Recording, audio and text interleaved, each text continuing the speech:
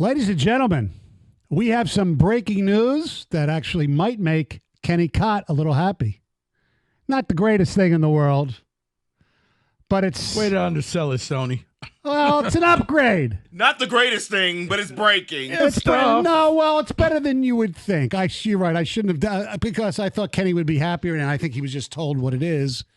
The Detroit Red Wings have signed Vladimir Tarasenko of the Stanley Cup champion Florida Panthers to a 2-year contract with an AAV of $4.75 million per season. So there's your offense that you wanted. It's Kenny? Not as great as you would have expected or wanted with Stamkos or Marchessault, but are they better today than they were yesterday? Damn right they are. Tarasenko, are we holding up signs? Is this an upgrade? You know, like 7 or 8 years ago, I would have been freaking out right now. I know. Right.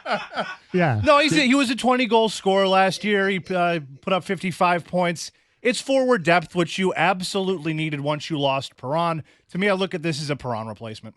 Yeah, but without his physicality, and hopefully yes. And hopefully he won't take stupid penalties like Perron did. Yes, I mean, it was every other game with Perron in the box. Yeah. But yeah, no, it's not jumping up and down Is good. this the move we've been waiting for? No. But But it is the sign of me saying it's an upgrade, because it is an upgrade. Yeah. Okay. I mean, he's a good player. He was pretty good in the playoffs, too, if I'm not mistaken. I don't have the stats in front of me, but... I'll say this, though. This fits, Rico, what you've been saying. I get it. It's not a crazy move. It's not an over-the-top thing that's going to put him in the Stanley Cup. But you know who's reporting it? The Red Wings. There's not one NHL reporter that put this out there. They put this out there themselves. Right, because Tony, was like looking at Otto. Was whoa. He's like, did you report? He's like, what? I'm looking at it. I'm trying to look for all NHL writers, people that cover it. I'm like, I don't see any. The Red Wings themselves. So, Rico, you're right. He works in silence. He does. Yes. Where's Pierre LeBrun? Where's Darren Drager? No Where's Bob McKenzie on the story. I know. Where's my buddy? I really like Max Boltman. Yeah. What I do like about this, though, is it at least has a veteran presence in that locker room, because you are going to have a guy like Marco Kasper in your young scoring, learning from a guy who's been knowing how to score for, a decade plus now? Yeah. Since 2012, he broke into the league. So 12 years he's been around, and he's been scoring a lot of goals in those 12 years. So do you feel better about this? Or do we still need the splash? I still need something else, but I mean, it's, as I said, it's an upgrade. Yeah. Look, it makes their offense better. They still need to be better defensively, and they're still way too easy to play against. And that he'll be 33 in December. No, he'll be 30. Yeah, he'll be 33 in December. That's it? I thought he was like 35, 36. No, he's 32 years old. All right, so he might still have some tread on the tires. Yeah, 2-year deal. That's fine. Fine with me. Yeah. Okay. He can still put the biscuit in the basket. He had 17, and he played with a lousy Ottawa team this year. He had 17 goals with them, traded at the deadline, had 6 for the Panthers. And, he's been a trading deadline guy for a long time. Yeah, everybody, of course, knows in St. Louis when Kenny would have really gotten excited when he had consecutive seasons of 21, 37, 40, 39, 33, and 33. Yeah, no, for sure. And, like I said, veteran presence. He is still a 20-goal scorer. He's still productive as a player right now. Correct. So it is an upgrade, all jokes aside. So who does he play with? And in the playoffs, he had 5 goals, 4 assists in 24 games. This screams second line to me, right? This is a second-line player. Yeah. Yeah. Which is fine. Yeah. Because you're going to have Raymond and Larkin and Kane. Is there your one line you're looking at? Yeah, or Kane on the right and Tarasenko on the left on the second line. Yeah, well, Tarasenko is if you wanted to do technically a right wing, so you still got to have Comfort's still your second line center. I guess, but he shoots left. You know what? It doesn't matter. Yes. He's on the second line. Right, yes, exactly. Let's not get into the minutia. It makes their power play better. I mean, it makes their offensively, it makes them not much. It makes them better, okay? It's a good move. We can all agree with that. It's a good move? Okay. Just wanted to see if Kenny would be happy about it. I want more breakdown. Second line, third line. What are we doing here? He'd be like the caller the other day. He wouldn't come up for air. For soccer, when he was talking about names and He's like, brother, okay. Rico, you had the funniest line, though. You in the talkback said he could have said just about any. He could have made up a name. None of us would have known what he was talking about. Yeah, because and then that's when this guy, like, oh, okay. Yeah. When Oscar Petrelli, okay, yeah, sure. Yeah, I've never seen him play. 248-539-9797. There's your breaking news for the Wings. Also talking about the biggest what ifs in sports. And on top of that, it was funny because I guess, Stoney, we've each had something that happened in downtown Detroit. It just makes you wonder, when do people start celebrating the 4th? Yeah, I think if their work stops today, because tomorrow's a weird day to have July 4th, unfortunately, being a Thursday. So, some companies will make it a long weekend, give everybody Friday off, and make it a 5-day weekend, which is great. Man, ain't nobody working. No, I don't think anybody's working today. There was hardly anybody in here today. So that's just any day starting in Y. I say any day. That's true.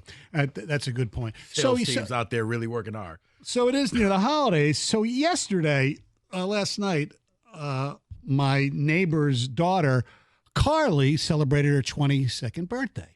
And a whole bunch of us, about 12 of us, I think, some of her friends and our family and their family went downtown, and we did the handlebar tour. And a shout out to frequent listener Jamal, who was our driver. Way to go, Jamal. That's the traveling yes. bar. Yeah, you you're paddle on the bike. Okay, yeah. And you bring your own drinks and things like that. You bring your own drinks? Yeah, you bring your own drinks, and you stop at bars on the way. You have like 15 minutes to go get stuff and bring it. And it was cool. It really was. And Jamal did a great job. The question I have. Yeah, and he went to Groves, by the way. Oh, yes. Okay. I know people that went there. You might have known them. Okay, we'll talk. Okay. Anyway. Stop it. So I was, we're on this, handlebar tour. I just noticed a lot of, the newest shops downtown that have been around, the new, buildings. There's one that looks like, where are we? Tokyo, with the thin one that's going looks like it's 100 floors up and things like that. The homes across from Little Caesars Arena. There's a lot of really cool things downtown, looking great. But there really weren't many people. And I just wonder, sitting there, God, we just have so much, sizzle to some of this without any substance. Is this a problem for people? Do people now, or was it just, okay, it's about to be a holiday weekend. It's a Tuesday. People aren't downtown. But then again, most cities do have more rumblings downtown than I saw yesterday. And you had something similar happen to you. Well, yeah, because I thought that, okay, I got up this morning and I'm like, okay, I want to put something on the smoker, probably do a couple racks of ribs. Went into the deep freezer and realized, I forgot to buy them. I'm like, I'm going to have to run downtown to Eastern Market. It's going to be jam-packed. I'm like, David's going to call me the second I get in there. It's going to be so loud I won't be able to hear it. I found a place to park. I'm trying to, pull up the app to pay for parking, which is horrible. And I walk inside, and it's a ghost town. Like, there's nobody in there. It's just people, hey, the second you walk in, hey, can I help you? Yeah. It was so much so that as I'm trying to pay for parking, and I'm like, you know what? I'm just going to stop trying to fiddle with this app and just talk to you because you're trying to help me, and I'm being rude in, out. But, yeah, I expected it to be – I don't know if you've ever bought anything down at the butcher shops in Eastern Market, but, yeah, I expected to feel like it does on Saturday. I'm thinking that everybody would be off, and there was just nobody down there. So I was like, well, it got me to think. I'm assuming that I'll probably one of the few people doing something tomorrow. And I think most people either did it last week or are going to be doing something this weekend where you're actually celebrating the 4th. Because, yeah, it's like, where was everybody? Do people just go downtown on the weekends? Unless there's a game or a concert or a show or something. If you don't work, unless there's a game or a concert, yeah, downtown during the week, ghost town. Nobody down there. Right. So, yeah, I totally agree with you because, yeah, weekend, Eastern Market is flooded. Tons of people down. Yeah, you're walking all around downtown, Hart Plaza, around the Renaissance, yes, it's a place to be. But yeah, during the week, man, it's like witness relocation. Because you see a lot of the shops down there, and I know the Nike store is an exception because they're still in business, but a lot of them, so wait a second, this used to be something else. This used to be a lot of these, stores, they start off really good, and then, they don't get any traffic during the week, and they obviously lose money, can't afford the rent, and they leave. And it's just a recycling of things. And the same thing with some of the restaurants downtown area. I mean, look, there are the amount of good restaurants in Detroit is so much more than it used to be. It's crazy, which is a good thing. But there's even new bars. There's Gillies, which is named after Dan Gilbert's son. I mean, there's a lot of cool places down there. But it's like a Tuesday evening, and it's just like beautiful night. You can always get a good seat. Yeah. You can always get a good seat. So 248-539-9797. We got your phone calls. We got your ticket text next.